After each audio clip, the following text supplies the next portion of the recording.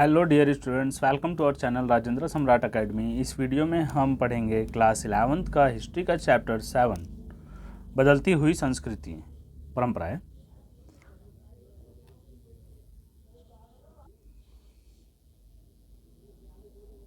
रेनेसम, पुनर्जागरण, शाब्दिक अर्थ पुनर्जन्म, सांस्कृतिक बदलाव का काल। पुनर्जन्म मतलब दोबारा से, ठीक है, जन्म होना या किसी चीज़ को फिर से सुधार के आगे फिर वही चीज़ वापस लेके आना। तो ये हो गया सांस्कृतिक बदलाव का काल हो गया। अब इसमें पहला था 14वीं से 16वीं शताब्दी तक। 14वीं से 16वीं शताब्दी में नगरीय संस्कृतियों का विकास और बड़ी संख्या में पुस्तकों की उपलब्धता पाई जाती है। इटली में सर्वप्रथम मानवतावादी विषयों जैसे कि इतिहास, दर्शन, नीतिशास्त्र, कविता, व्याकरण आदि का आरंभ हुआ। विनम्रता से बोलने, पहनावे और मानसिक दक्षता पर बल दिया गया। वैज्ञानिकों द्वारा आविष्कार और कलाकारों द्वारा प्रसिद्धि कलाकृतियों की रचना हुई।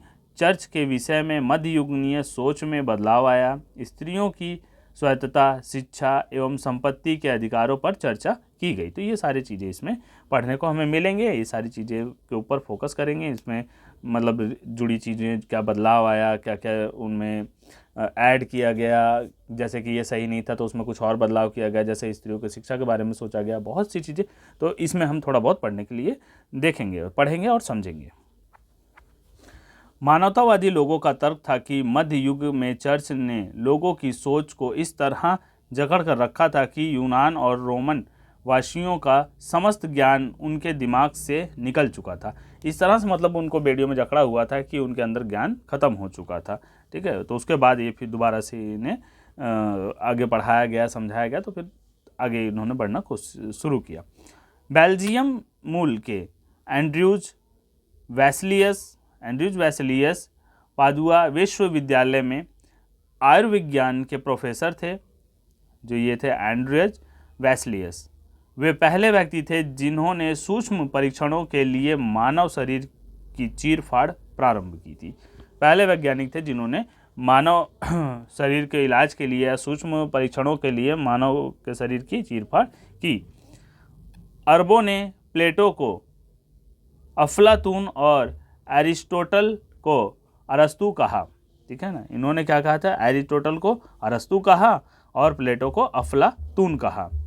मानववादी मानते थे कि मनुष्य को ईश्वर ने बनाया है, लेकिन उसे अपना जीवन मुक्त रूप से चलाने की पूरी आज़ादी है। मनुष्य को अपनी खुशी इसी विश्व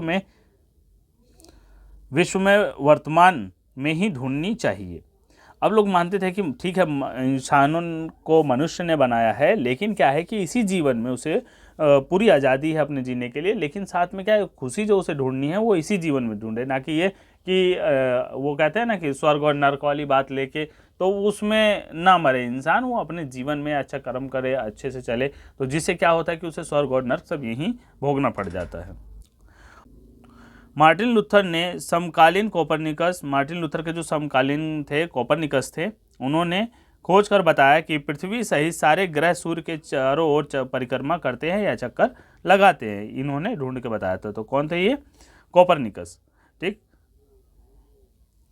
लियोनार्डो दा विंसी एक चर्चित कलाकार था, जिसने एक वो लेडीज़ की ज़्यादातर देखा होगा आपने कि मतलब फेमस होती है, ज़्यादातर पॉपुलर दिखाई जाती है, कभी चित्र देखा होगा, उसमें बुक में आपको मिलेगा।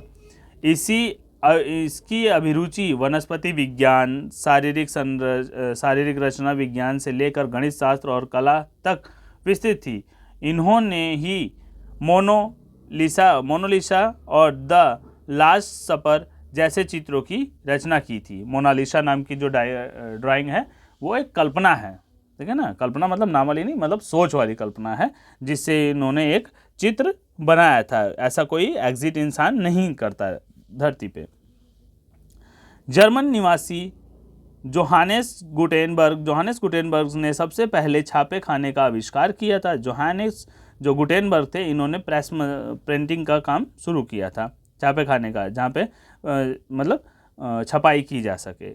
उसने सर्वप्रथम बाइबिल की 150 प्रतियां छापी। मतलब सबसे पहले जो छपाई हुई थी उसमें बाइबिल छापी गई, कितनी?